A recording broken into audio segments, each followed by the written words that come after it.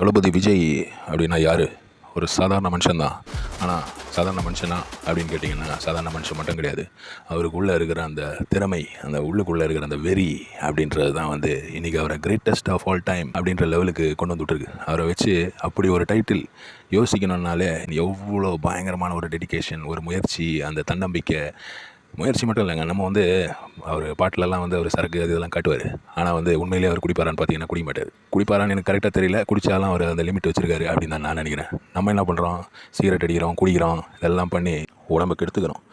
அவர் வந்து உடம்பை யூஸ் பண்ணுறாரு, நம்ம வந்து உடம்பை அப்யூஸ் பண்ணுறோம். அப்யூஸ் பண்ணோன்னா நம்ம உடம்பு நம்மளை திரும்பி அப்யூஸ் பண்ணிடும். அவர் அந்த பாடி மெயின்டைன் பண்ணுறாரு பார்த்தீங்களா, அதுதான் டெடிகேஷன். அதுதான்ப்பா வேணும்.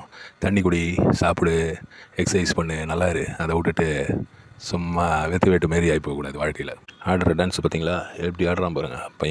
பையன் நினைப்பான் அவனை. நான் வந்து 4 தடவை அண்ணான்னு கூப்பிடணும். என்னை விட 10 வயசு